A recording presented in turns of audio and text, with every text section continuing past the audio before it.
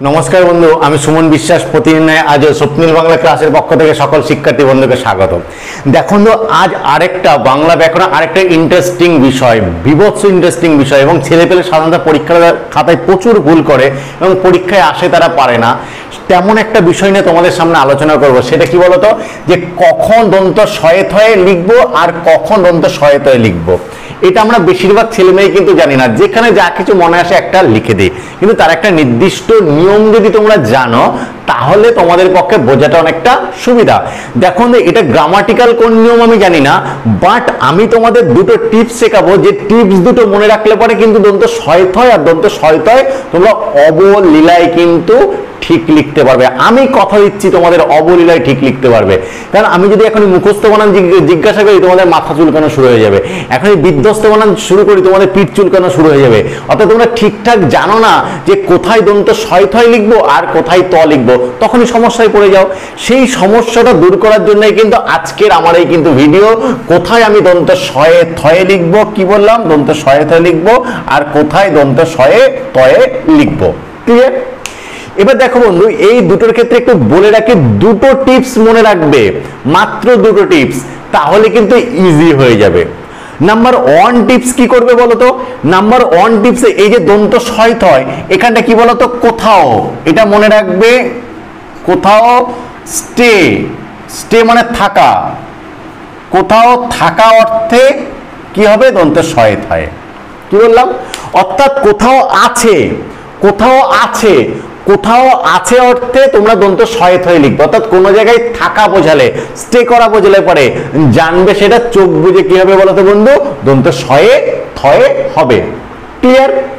তারপরটা কি, অর্থাৎ দন্ত শয়ে থয় কি, এখানটায় এই যে থাকা এটা বোঝাবে না। এই যে দন্ত শয়ে থয় বললো, এটা কিন্তু বোঝাবে না।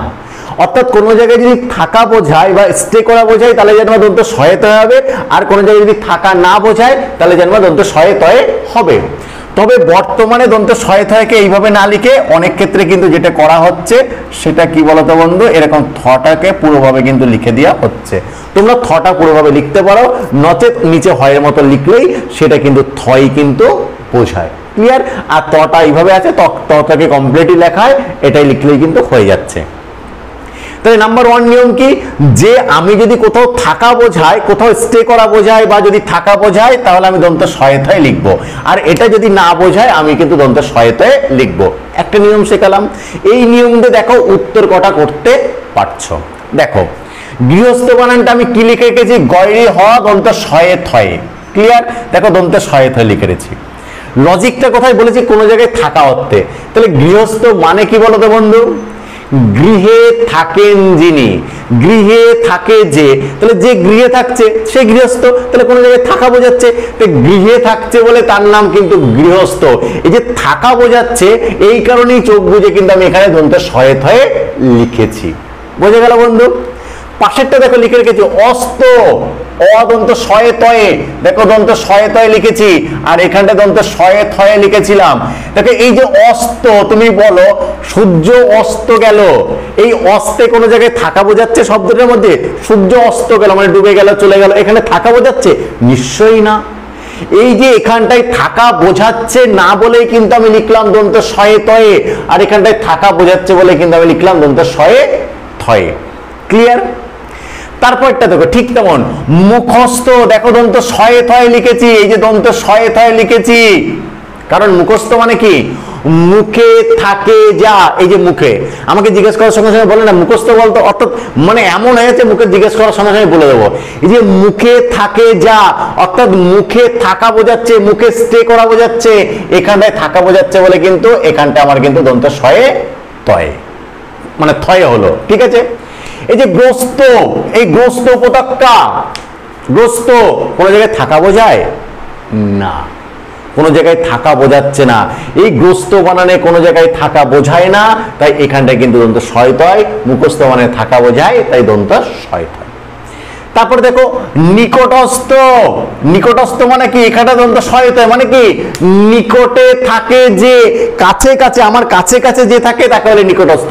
এই যে নিম আমার ছাত্র আমার পাশেই কিন্তু বসে আছে, ক্লিয়ার? তাহলে আমার নিকটে রয়েছে, তাই ও আমার নিকটস্থ, খুব কাছের লোক বলে না, আমার নিকটস্থ একজন, মানে খুব কাছে কাছে যে থাকে আমার। ক্লিয়ার? তাহলে এই যে থাকা বোঝাচ্ছে, তাহলে যেহেতু এটা থাকা বোঝাচ্ছে নিকটস্থ বানান, তাই এটাও কিন্তু দন্ত শয়ে থয়ে। ক্লিয়ার? তারপরে দেখো এই যে অভ্যস্ত, এই যে বলো দন্ত শয়েতে লিখলাম, এখানটাও অভ্যস্ত মানে কোথাও থাকা বোঝায় না, এক যে কাটের কন্টিনিউ বোঝায়, কোনো জায়গায় থাকা বোঝায় না, তাহলে এখানেও কোনো জায়গায় থাকা বোঝাচ্ছে না, তাই এটা হয়ে যাচ্ছে কিন্তু আমার দন্ত শয়ে তয়ে। ক্লিয়ার বন্ধু? দেখো ঠোঁটস্থ, ঠোঁটস্থ এখানটা দন্ত শয়েতে লিখেছি, তার মানে কি ঠোঁটে থাকে যা, মুখে থাকলে মুখস্থ, ঠোঁটে থাকলে ঠোঁটস্থ। ক্লিয়ার? তাহলে এখানেও থাকা বোঝাচ্ছে। পাশেরটা লিখেছি দেখো বিধ্বস্ত, দন্ত শয়ে তয়ে, এই যে বিধ্বস্ত হয়ে গেছে, জীবন বিধ্বস্ত মানে কোনো জায়গায় থাকা বোঝায় না, কোনো জায়গায় থাকা বোঝাচ্ছে না, তার একটা অবস্থা বিধ্বস্ত হয়ে যা, তাই এখানে থাকা বোঝাচ্ছে না, তাই এখানে দন্ত শয়ে তয়ে। ক্লিয়ার? তারপর দেখো কণ্ঠস্থ, এখানটা দন্ত শয়ে থয়ে, এই যে কণ্ঠস্থ মানে কণ্ঠে থাকে যা, এই যে আমরা মালা পড়ি তাই না, এই যে তুলসী মালা পড়ি যে কণ্ঠে ধারণ করে বলে আমরা বলি যে কণ্ঠস্থ, ঠিক আছে? ঠিক কণ্ঠে থাকে যা সেটা হচ্ছে কণ্ঠস্থ। ক্লিয়ার? তাহলে এখানটায় থাকা বোঝাচ্ছে, বোঝা গেল বন্ধু?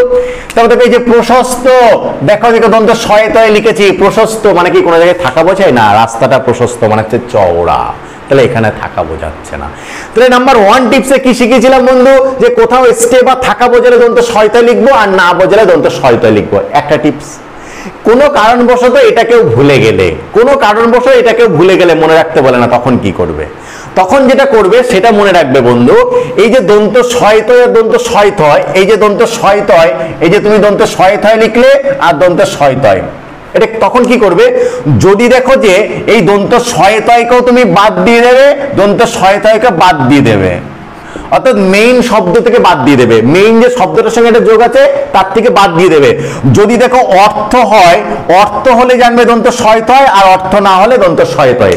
যেমন দেখো এই গৃহস্থ, দেখো দন্ত শয়ে তয় বাদ দাও, গৃহ হয় অর্থ হয়, সুতরাং এটা ঠিক আছে। দেখো দন্ত শয়ে তয় বাদ দিয়ে দাও, অ হয় অর্থ হয় না, সুতরাং এখানটায় দন্ত শয়ে তয় হবে। অর্থাৎ বাদ দিলে পরে যদি অর্থ হয় তাহলে দন্ত শয়ে তয়, আর বাদ দিলে যদি অর্থ না হয় তাহলে দন্ত শয়ে তয়। যেমন গ্রস্ত, দন্ত শয়ে তয় বাদ দিলে গ্রহর মানে হয় না, সুতরাং এটা ঠিক আছে। অভ্যস্ত, দন্ত শয়ে তয় বাদ দিলে অভ্যর মানে হয় না, সুতরাং এটা ঠিক আছে। বিধ্বস্ত, দন্ত শয়ে তয় বাদ দিলে বিদ্ধর মানে হয় না, সুতরাং এটা ঠিক আছে। প্রশস্ত, দন্ত শয়ে তয় বাদ দিলে প্রশস্তের মানে হয় না, সুতরাং এটা ঠিক আছে। আর বাকি গৃহস্থ দন্ত শয়ে তয় বাদ দিলে গৃহ মানে হয়, মুখস্থ দন্ত শয়ে তয় বাদ দিলে মুখ মানে হয়, নিকটস্থ দন্ত শয়ে তয় বাদ দিলে নিকট মানে হয়, ঠোঁটস্থ দন্ত শয়ে তয় বাদ দিলে ঠোঁট মানে হয়, কণ্ঠস্থ দন্ত শয়ে তয় বাদ দিলে কণ্ঠ মানে হয়। আশা করছি বন্ধু আজও তোমাদের একটা জটিল বিষয়ের, অসম্ভব জটিল বিষয়ের একটা সহজ সমাধান কিন্তু আজকের ভিডিওতে তোমাদের